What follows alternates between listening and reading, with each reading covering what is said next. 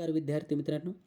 केटेचम महाविद्यालय राज्यशास्त्र विभाग MA भाग 2 सेमिस्टर 3 या वर्गासाठी मी प्राध्यापक गणेश सुखदेव रोडे आपणा सर्वांचं स्वागत करतो. विद्यार्थी मित्रांनो, आधुनिक राजकीय विचार या विषयाच्या अंतर्गत न्यायमूर्ती महादेव गोविंद रानडे यांच्या विचारांच्या संदर्भात आपण चर्चा करत आहोत. त्यांचे विचारांचा आपण आढावा घेत आहोत. मागील काही भागांमध्ये आपण न्यायमूर्ती रानड्यांचे सामाजिक राजकीय विचारांची माहिती घेतली आणि मागील भागामध्ये न्यायमूर्ती रानड्यांनी व्यक्तीचे स्वातंत्र्य व हक्क याविषयी मांडलेले जे विचार होते त्याची माहिती घेतली. विद्यार्थी मित्रांनो, आजच्या भागामध्ये आपण न्यायमूर्ती रानडेंचे परकीय राजवट आणि भारताचं स्वातंत्र्य याविषयी असणारे विचार आपण जाणून घेणार आहोत. खरं तर न्यायमूर्ती रानडेंच्या बाबतीमध्ये, त्यांच्या विचारांच्या बाबतीमध्ये काही गैरसमज निर्माण झालेले आहेत आणि त्यातील एक महत्त्वपूर्ण विषय म्हणजे की न्यायमूर्ती रानडे हे परकीय राजवटीला दैवी अनुग्रह समजून हा देश चिरकाल या राजवटीच्या नियंत्रणाखाली राहावा असं चिंतित असत, असा एक समज रूढ झालेला आहे. मग याच्यामध्ये कितपत तथ्यांश आहे हे आपणाला पाहणं गरजेचं ठरतं आणि म्हणूनच न्यायमूर्ती रानडेंची परकीय राजवटीविषयी, भारतीय स्वातंत्र्याविषयी आणि जबाबदार शासन पद्धतीविषयी काय मतं आहेत किंवा त्यांची भूमिका काय आहेत हे पाहणं आपल्याला आवश्यक ठरतं. आता परकीय राजवटीबद्दल न्यायमूर्ती रानडेंच्या मनामध्ये एकनिष्ठतेची आणि कृतज्ञतेची भावना अगदी पुरेपूर भरलेली होती. पण राज्यकर्त्यांच्या सद्भावावर त्यांचा अढळ असा विश्वास होता. प्रचंड प्रमाणावर जनतेला राजकीय शिक्षण देण्याची ब्रिटिश सत्तेची क्षमता आणि नियतीचा तसा तो हेतू आहे.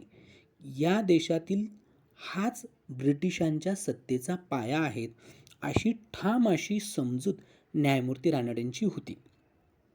म्हणजे लक्षात घ्या, एका बाजूला न्यायमूर्ती रानडे ब्रिटिश सत्तेला नियतीचा हेतू मानतात आणि त्याचबरोबर राज्यकर्त्यांविषयीची ही जी भावना होती ही केवळ राज्यकर्त्यांनी चालवलेल्या किंवा त्यांनी चालवलेल्या प्रचारामुळे निर्माण झालेली नव्हती. तर रानडेंच्या मते राज्यकर्त्यांचा जो उदारमतवादी जी धोरणं आहेत त्या धोरणांमुळे, त्यांच्या कार्यामुळे, त्यांच्या हुशारीमुळे, चातुर्य, बुद्धिमत्तेमुळे निर्माण झालेली आहेत. आणि स्वातंत्र्यप्रेमी व गुणी राज्यकर्ते जर ह्या देशाला लाभले नसते तर ह्या देशात प्रबोधनाची प्रभात झालीच नसती आणि रूढी परंपरांच्या कचाट्यातून हा समाज कधीच सुटू शकला नसता. त्याचबरोबर त्यांची निष्ठा, म्हणजे एका बाजूला रानडे असंही मानतात आणि रानड्यांची त्यांची निष्ठा ही केवळ चिलखताप्रमाणे धारण केलेली बाह्य वस्तू नसून ती त्यांची अंतरआत्म्याची भावना होती. राज्यकर्त्यांची स्वातंत्र्यप्रियता गृहीत धरूनच त्यांनी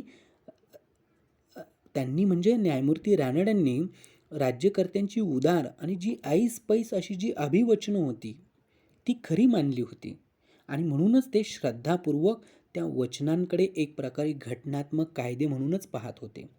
याचं उदाहरण म्हणजे राणीचा जाहीरनामा ही न्यायमूर्ती रानडेंना अगदी प्रामाणिकपणे हिंदी लोकांच्या मूलभूत हक्कांची सनद वाटत होती आणि त्यात समाविष्ट करण्यात आलेल्या आश्वासनांची सनदशीर मार्गांच्या साहाय्याने पूर्तता करून घेणं हे त्यांच्या चळवळीचं मुख्य ध्येय होऊन बसलेलं दिसतं.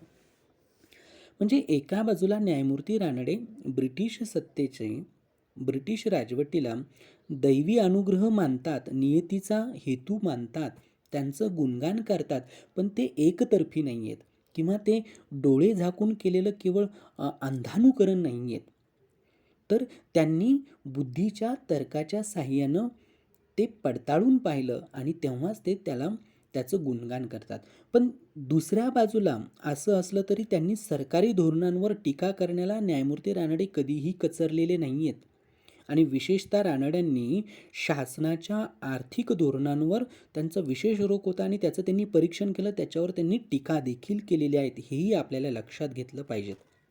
केवळ न्यायमूर्ती रानडेंची अशी भूमिका होती, की केवळ ह्या देशाची संपत्ती लुटून राज्यकर्ते परदेशी नेतात.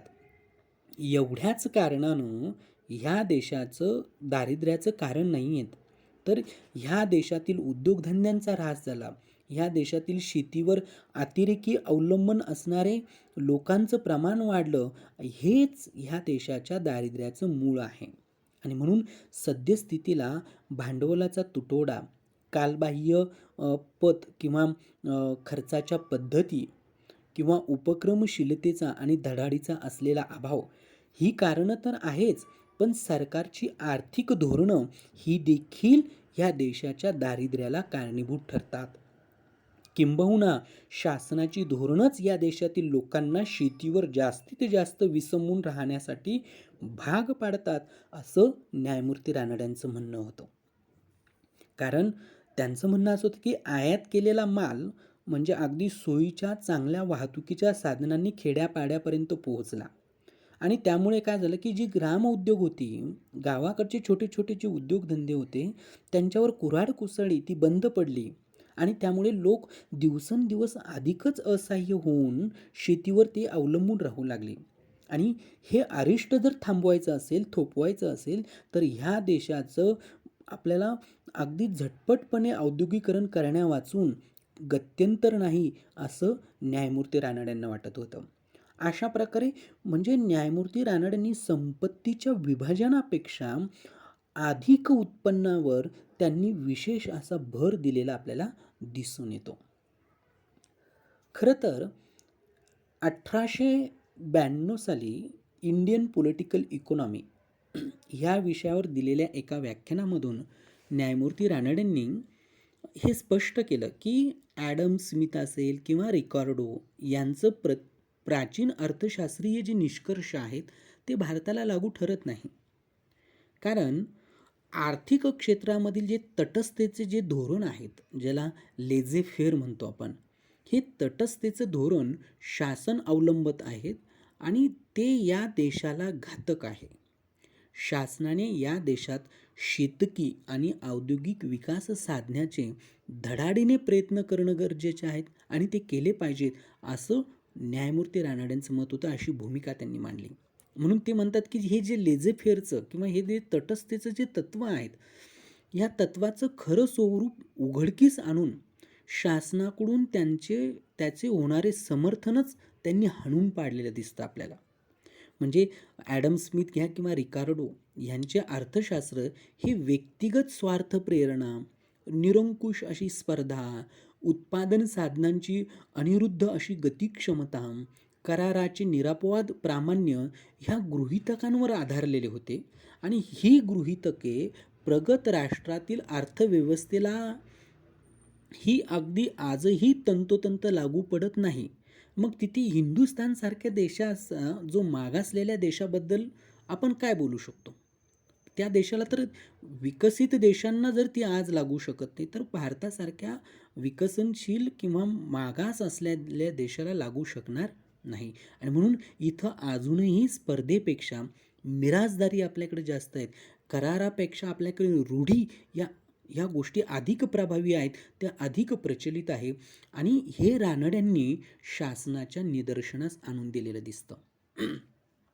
मूठभर राज्यकर्ते आणि असंख्य असे गरजू लोक यांच्यात संपत्तीचं न्याय्य व वाजवी विभाजन व्हायचं असेल, तर त्यासाठी समुदायाच्या उत्पादन साधनांना शक्य होईल तेवढी विकासाची किमान संधी राज्याने सर्वांना उपलब्ध करून द्यावी.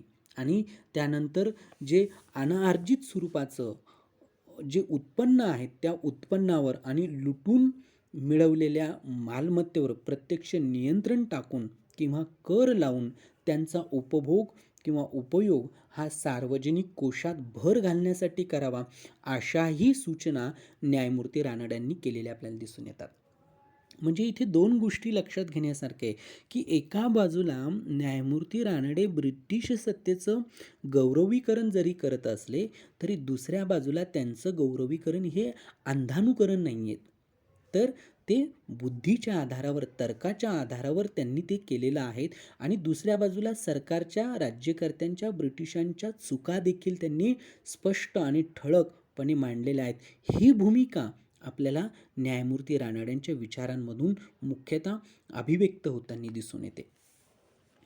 तसंच आर्थिक धोरणांप्रमाणेच इतरही गोष्टींसाठी न्यायमूर्ती रानड्यांनी शासनावर टीका केलेल्या आहेत आणि त्याचं उदाहरण म्हणून जर द्यायचं ठरलं तर परकीय राज्यकर्त्यांनी संस्थानिकांबद्दल अवलंबलेले जे धोरणं आहेत त्या धोरणाचं न्यायमूर्ती रानड्यांनी केलेलं परीक्षण हे आपल्याला सांगता येईल.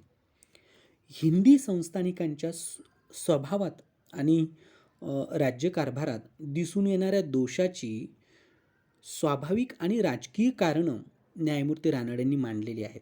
इथले भारतातले, हिंदुस्थानातले जे संस्थानिक आहेत त्यांच्या स्वभावातच आणि त्यांच्या राज्यकारभारात जे दोष आहेत, मग त्याचे राजकीय आणि स्वाभाविक अशी काही कारणं न्यायमूर्ती रानडेंनी मांडले आणि त्याचं परीक्षण करून त्यांनी ती सांगितले.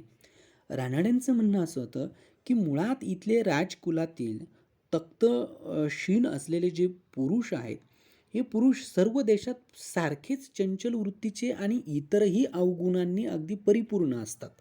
राजकुलातले हे जे पुरुष असतात ते, परंतु हिंदी राजांच्या अवगुणांची वृद्धी करणारी काही विशेष अशी राजकीय परिस्थिती येथे आहेत आणि त्यामुळे ते दुबळ्या मनाचे आणि संकुचित दृष्टीचे होतात. म्हणजे अगदी भोगविलासात ते बुडून जाण्याची जी साधनं त्यांच्यापाशी भरपूर आहेत आणि त्यांच्या सरदारांना, प्रजेला किंवा ब्रिटिश रेसिडेंटचा दडपणामुळे संस्थानिकांस ताळ्यावर आणणं शक्यही नसतं. ब्रिटिश सरकारची ही सल्लामसलत संस्थानिक धाब्यावर बसू शकतात. याचा दोष हा रेसिडेंटवर आहे, कारण तेच ह्या नरेशांच्या, राजांच्या अशा बेलगाम वागणुकीला उत्तेजन देत असतात, असं रानडे सांगतात. दुसरं असं की संस्थानिक आणि त्यांचे राज्य ह्या दोन्हीही गोष्टी परस्परावलंबी नाही आहेत. राजाचं वर्तन नीट असेपर्यंत त्याचं राज्य टिकावं, तो दुर्वर्तने निघाल्यास त्याचं राज्य नष्ट व्हावं, अशी न्यायाची एक साधारण रीत आहे. ती रीतच राहिलेली नाही. जोवर एखाद्या संस्थानातील प्रजा ब्रिटिश सरकारची बेईमान झाली नाही, तोपर्यंत ते संस्थान खालसा करणं न्यायाला धरून नाही, अशी स्पष्टोक्ती करून सरकारने ह्या राजांच्या, ह्या नरेशांच्या दुर्गुणांसाठी प्रजेला प्रायचित्त देऊ नये, अशी विनंती न्यायमूर्ती रानडेंनी सरकारला केलेली दिसून येते.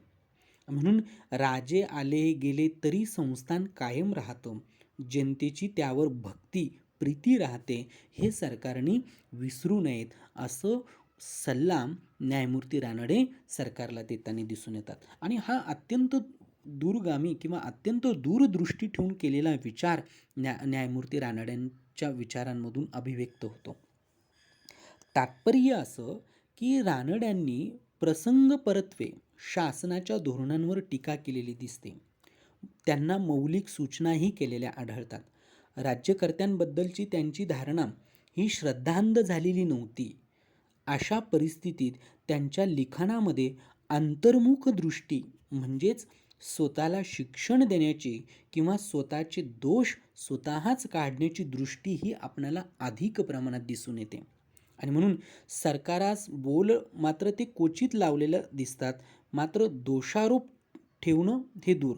आता अशी टीकाकार बरेचदा टीका करतात, पण ती पूर्णतः आपल्याला मान्य करता येणार नाही.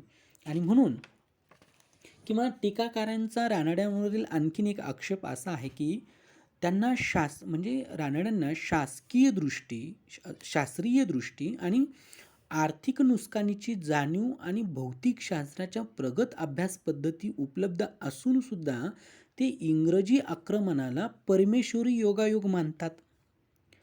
काही टीकाकार ह्याच टीकेचं सूत्र पकडून पुढे जाऊन असंही म्हणतात की रानडे हे भारतीय स्वातंत्र्याचे विरोधक होते. भारत इंग्रजी साम्राज्यात कायम राहावा याच्यातच भारताचं कल्याण आहे, हित आहेत, असं रानड्यांना वाटत होतं.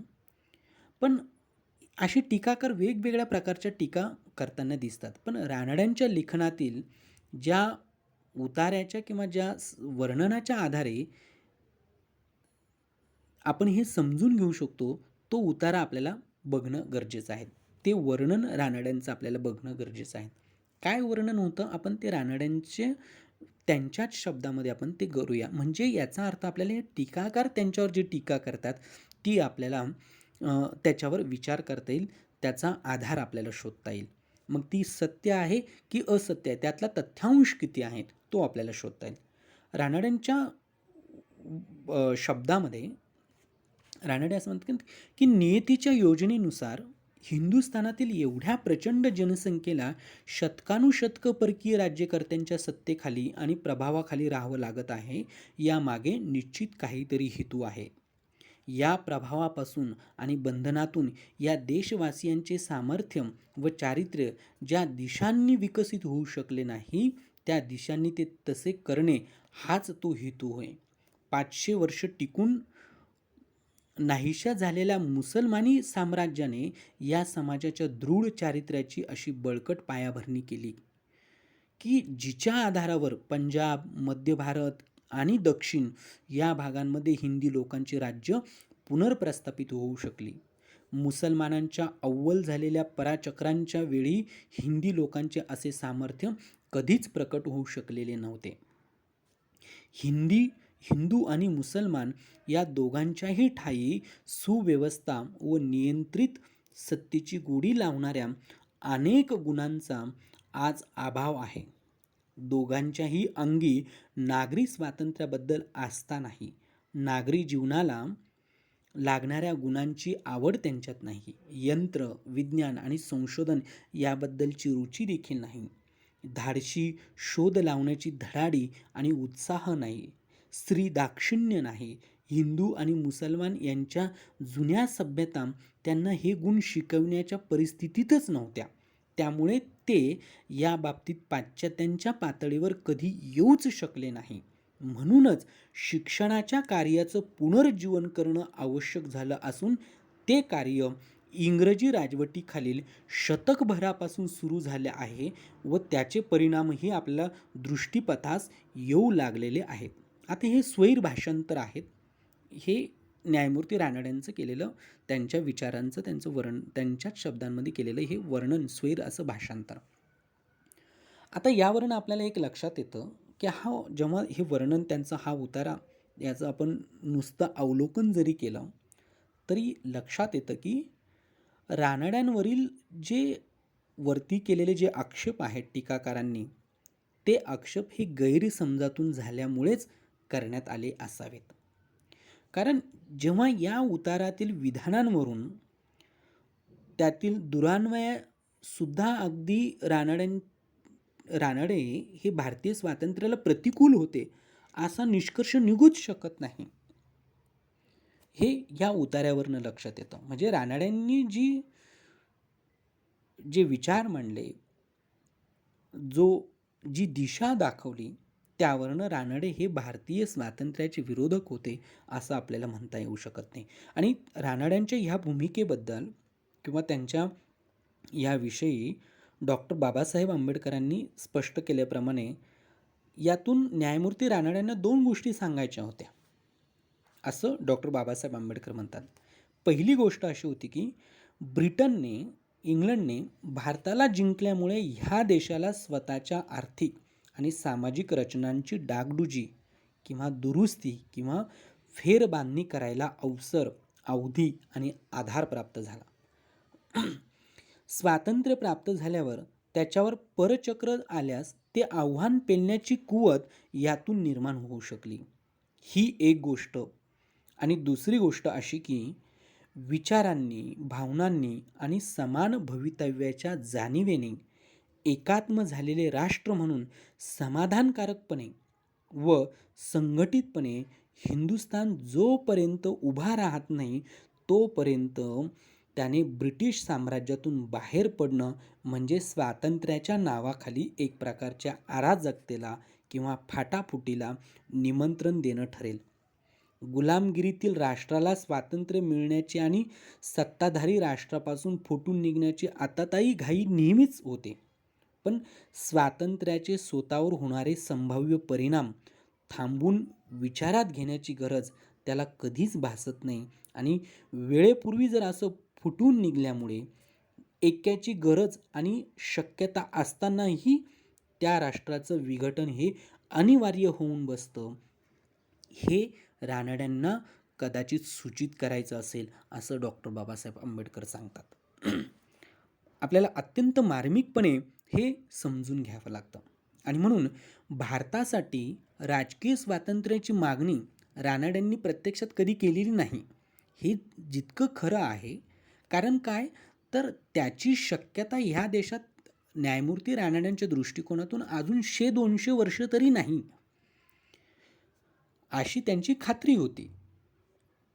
कारण वक्तृत्वोद्योग सभेतर्फे पुण्याला न्यायमूर्ती रानडेंनी काउन्सिलची सुधारणा किंवा जबाबदार राज्य पद्धती या विषयावर झालेल्या एका चर्चेत बोलताना एक वक्ता जेव्हा अगदी आवेशाच्या भरात जेव्हा असं बोलत होता की इंग्रजांच्या हातातले राज्य हिरावून घेतले पाहिजेत असा तो म्हणाला, तेव्हा रानड्यांनी समारोपाच्या भाषणामध्ये असं सांगितलं, ते लक्षात घेण्यासारखं आहे. रानडे असं म्हणाले की इंग्रजांच्या हातातून राज्य काढून आपल्या हातात घेण्याची भाषा बोलणे हा फाजीलपणा आहे. कारण असे बोलणं हे उपहासास्पद आहे असं रानड्यांना वाटत होतं. ही गोष्ट, कारण रानड्यांच्या मते ही गोष्ट म्हणजे स्वातंत्र्य हे अजून 100-200 वर्ष पुढची किंवा ते पुढे असल्याने त्याची आजच विवंचना करण्याची गरज काय. यावरून भारत हा चिरकाल इंग्रजी सत्तेखाली राहावा असं जे टीकाकार न्यायमूर्ती रानड्यांवर टीका करतात, ते आपल्याला इथं स्पष्ट होतं की रानडे एवढंच म्हणतात की अजून 100-200 वर्ष भारताला स्वातंत्र्य मिळू शकत नाही. पण याचा अर्थ असा की न्यायमूर्ती रानड्यांना भारत हा कायमस्वरूपी ब्रिटिशांच्या सत्तेखाली राहावा असं मुळीच वाटत नव्हतं.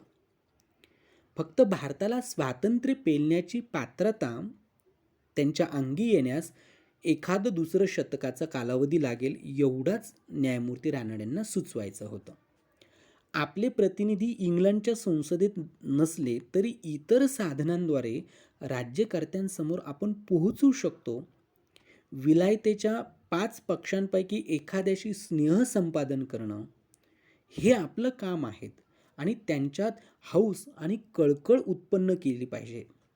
तिकडे निवडल्या जाणाऱ्या जे मुख्य प्रवाह आहेत त्यांच्या विचारात आपल्या विचारांचं प्रतिबिंब पाडण्याची साधनं आपल्या हातात आहे आणि ते काम हल्लीच्या राज्यव्यवस्थेत घडून येऊ शकेल.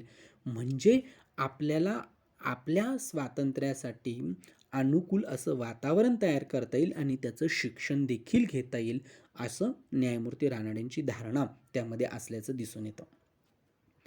सन 1892 साली डेक्कन कॉलेजातील प्रोफेसर बेन यांनी स्वातंत्र्य हा माणसाचा जन्मसिद्ध हक्क नाही, तो मिळवावा लागतो आणि त्यासाठी विशेष गुण अंगी असावे लागतात, अशा आशयाचं वक्तव्य केलं होतं.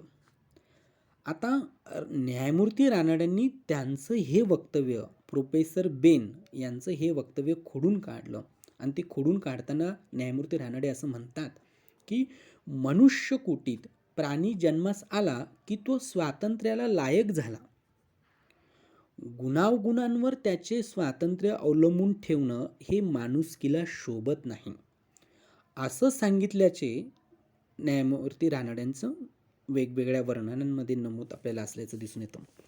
त्यावरूनही एक गोष्ट स्पष्ट होते की स्वातंत्र्याविषयीची न्यायमूर्ती रानडेंची धारणा ही आपल्याला स्पष्ट होते, ही गोष्ट दिसून येते. कारण त्यांच्या मते जो जन्माला आला त्याला स्वातंत्र्य मिळू शकतं, त्याच्या गुणाअवगुणांवर ते स्वातंत्र्य अवलंबून नाही आहेत.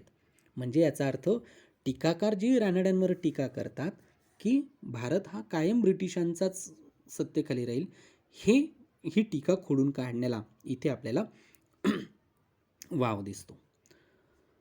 त्याचबरोबर अशाच दुसऱ्या एका प्रसंगी स्थानिक स्वराज्यातील प्रतिनिधी कसा असावा, त्याच्या हातातून प्रामाणिकपणे कामं होण्यासाठी कोणता उपाय काढावा, या प्रश्नांची चर्चा करीत असताना न्यायमूर्ती रानडेंनी प्रतिनिधींच्या जबाबदारीचे जे वर्णन केले होते तेही अत्यंत लक्षणीय आहे.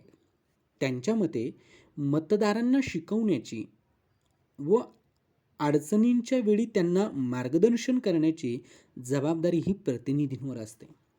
मतदारांच्या विचारांची पोपटपंची करणं एवढंच त्या प्रतिनिधीचं कर्तव्य नाही, तर प्रतिनिधींनी अगदी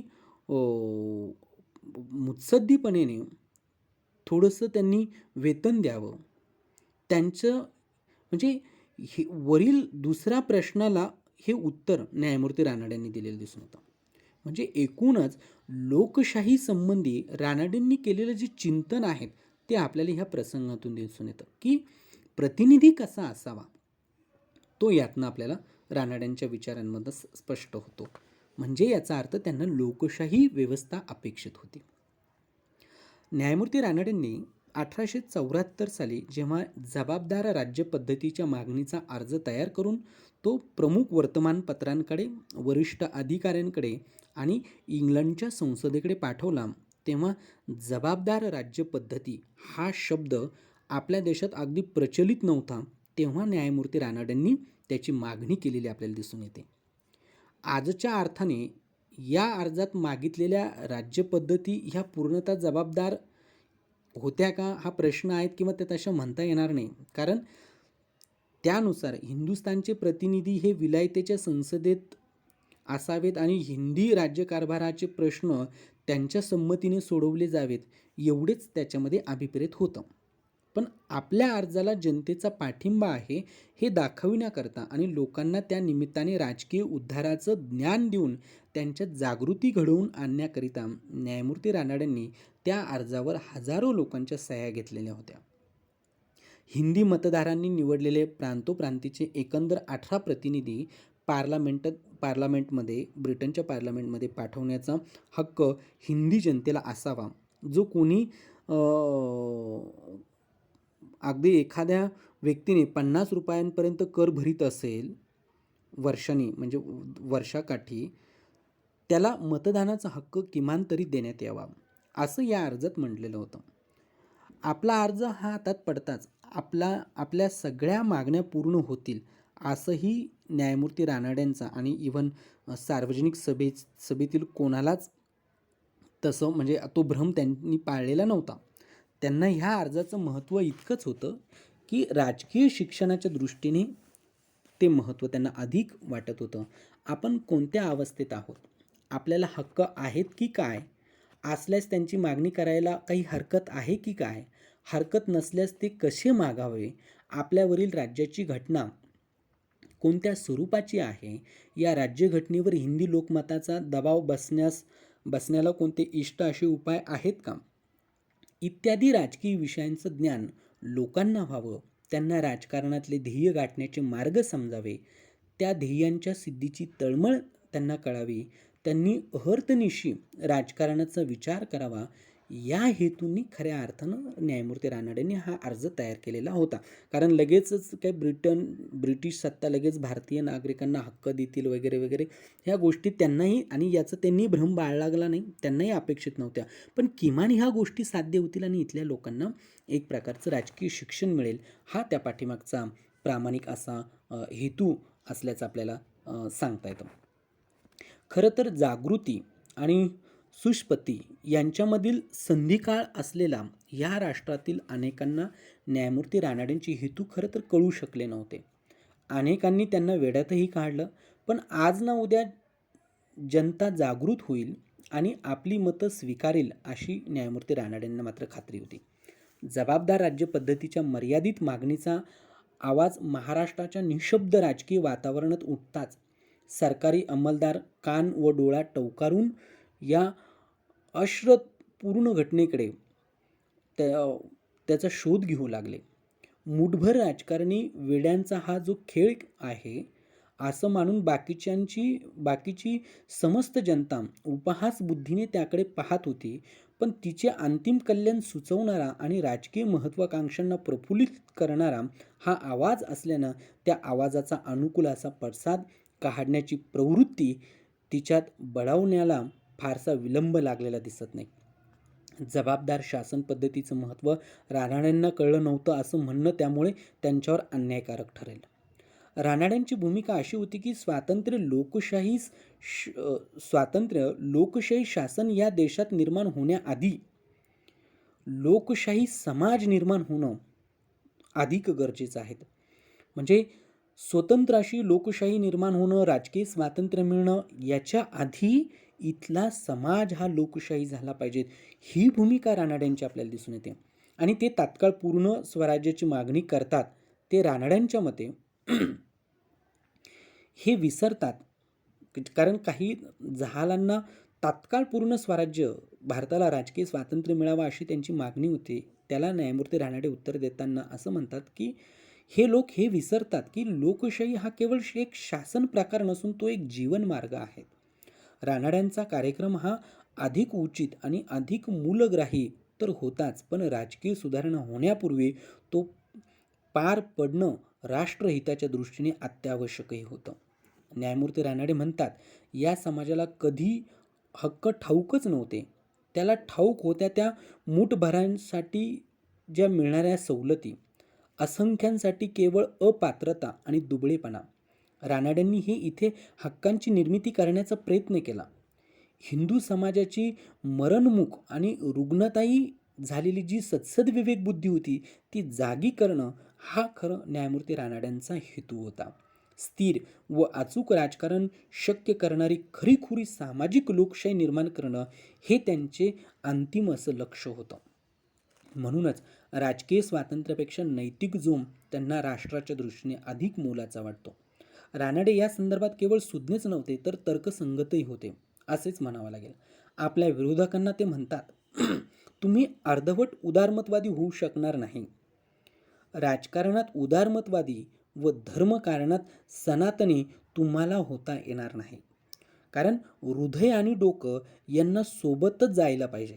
बुद्धीची मशागत करायची, मनाला संपन्न करायचं आणि राजकीय हक्क व सवलती अधिक व्यापक करायच्या आणि त्याच वेळी हृदय मात्र बंदिस्त आणि संकुचित ठेवायची, हे तुम्हाला जमणार नाही. परकीय राज्यकर्त्यांपासून हक्क मागणारे स्वतःच्या भ्रमांच्या आणि सामाजिक दूषणांच्या कचाट्यात बांधील राहू कधीच शकत नाही. आणि म्हणून रानड्यांचे शब्द म्हणजे यावरून आपल्याला दिसतं की किती सार्थ होते याचा प्रत्यय हा आपल्याला आजही येताना दिसतो. रानड्यांच्या मते हे राष्ट्र त्याच्या मुक्त पौरुषाच्या, विजिगुषीच्या, महत्त्वाकांक्षेच्या, कदापिही कर्तव्यच्युत न होणाऱ्या श्रद्धेच्या आणि सर्वांशी समबुद्धीने वागणाऱ्या न्यायीपणाच्या, प्रकाशमान बुद्धिमत्तेच्या आणि विकसित शक्तींच्या आणि शेवटी अमर्याद प्रेमाच्या बळावर जगातील राष्ट्रांमधलं आपलं स्थान निश्चित ग्रहण करेल आणि स्वतःच्या भवितव्याचं ते स्वामी होईल. असा राष्ट्राभिमानयुक्त आत्मविश्वास हा न्यायमूर्ती रानड्यांनी 10व्या सामाजिक परिषदेच्या उद्घाटनपर भाषणामध्ये व्यक्त केलेला होता. याचा विसर आपल्याला पडू देता कामा नये. म्हणून रानड्यांच्या राष्ट्राभिमान ह्या त्यांच्या वर्णनांवरनं आपल्याला वाक्यावरून आपल्याला लक्षात येतो की त्यांना जगामध्ये ह्या राष्ट्राचं स्थान काय असेल तर ह्या सगळ्या पद्धतीने असेल हे सांगतात. तात्पर्य हे की स्वयंनिर्णयाच्या तत्वाला अनुसरून जबाबदार शासन पद्धतीच्या तात्विक कक्षा त्यांना स्पष्टपणे आणि पूर्णपणे ठाऊक होत्या, परंतु प्रत्यक्ष लोकांची कुवत आणि पात्रता लक्षात घेता त्यांनी असं ठरवलं की एकदम स्वातंत्र्याची मागणी करण्याऐवजी क्रमाक्रमाने त्या दिशेने वाटचाल करावी. स्वराज्यापेक्षा सुराज्यावर त्यांनी अधिक भर दिला आणि सत्ता संपादनाची हाव न बाळगता लोकांना आपले न्याय्य हक्क सनदशीरपणे प्राप्त करून देण्यास किंवा घेण्यास प्रवृत्त केलं. आदर्शाची भडक चित्र न्यायमूर्ती रानडे रंगवीत बसण्याऐवजी लोकांना राजकीय शिक्षण देण्याच्या दृष्टीने दैनंदिन जीवनातील लहान सहान पण निकडीचे प्रश्न त्यांनी हाती घेतले आणि सरकारी कामकाजात न्याय, निपक्षपातीपणा कायदेशीरपणा आणि नागरी स्वातंत्र्य यांच्या जोपासनेसाठी सुधारणा त्यांनी सुचवलेल्या आहेत. कायदे कौन्सिलमधील हिंदी लोकांची संख्या वाढवावी, अधिकाधिक हिंदी लोकांना सरकारी सेवेत प्रवेश द्यावा, अशा नेमस्थांच्या सगळ्या प्रातिनिधिक मागण्या न्यायमूर्ती रानड्यांनी शासनासमोर ठेवलेल्या दिसून येतात. आणि म्हणूनच न्यायमूर्ती रानड्यांचं वर्णन वेगवेगळ्या लोकांनी वेगवेगळ्या शब्दांमध्ये, वेगवेगळ्या सुभाषितांमध्ये वेगवेगळ्या पद्धतीने केलेले आहेत. न्यायमूर्ती रानड्यांचे चरित्रकार नरह फाटक असं म्हणतात त्याप्रमाणे की इंग्रजांचे राज्य ही देवाची कृपा अथवा योजना,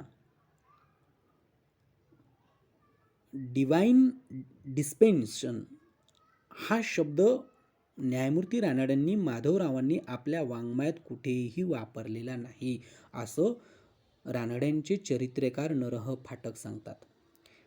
डिवाइन डिस्पेन्शन किंवा त्याला देवाची कृपा किंवा योजना आहेत इंग्रजी राज्याबद्दल, हे त्यांच्या लिखाणामध्ये, त्यांच्या वाङ्मयात कुठेही दिसत नाही, हे स्वतः त्यांचे चरित्रकार सांगतात. तसंच इंग्रजांचं वर्चस्व हिंदुस्थान देशावर सदैव राहावं अशी देखील त्यांची भावना केव्हाही त्यांनी व्यक्त केलेली नाही आणि ती कुठेही आढळत नाही.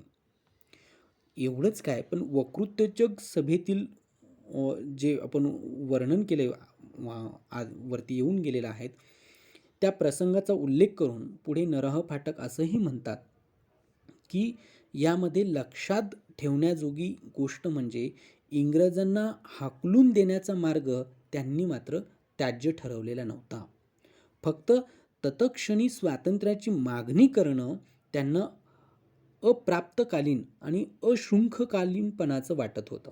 त्यांच्या मते समकालीन जहालांनीही पूर्ण स्वराज्याचा उद्घोष केला असला तरी इंग्रजी सत्तेपासून पूर्णपणे विभक्त होणं त्यांना मान्य दिसत नाही. म्हणजे लोकमान्य टिळकांवरील जेव्हा आपण विवेचन करू तेव्हा हे पुढे आपण अधिक सखोल त्याचं आपण विश्लेषण, स्पष्टीकरण त्यामध्ये करूया. पण एकूणच न्यायमूर्ती रानड्यांची ब्रिटिश राजवटीविषयी आणि भारतीय स्वातंत्र्याविषयी त्यांची जी भूमिका होती, त्यांची जी दूरदृष्टी होती, त्यांचे जे विचार आहेत ते आपल्याला ह्या निमित्तानं त्याची चर्चा करता येते, ते समजून घेता येतात आणि त्यातला जो संदिग्धपणा आहे तो दूर करून त्यातलं तथ्य काय, त्यातला तथ्यांश काय आहेत तो आपल्याला एक विद्यार्थी म्हणून, एक अभ्यासक म्हणून आपण समजून घेतलं पाहिजे आणि त्याकडे उघड्या डोळ्यांनी आपण त्याकडे बघितलं पाहिजेत. विद्यार्थी मित्रांनो, आजच्या भागामध्ये आपण इथे थांबूया. पुढील भागामध्ये आपण न्यायमूर्ती रानड्यांचे स्वदेशी व कायदेभंग विषयक असणारे जे विचार आहेत त्याविषयी आपण अधिक माहिती त्यामध्ये घेऊया, ते जाणून घेऊया.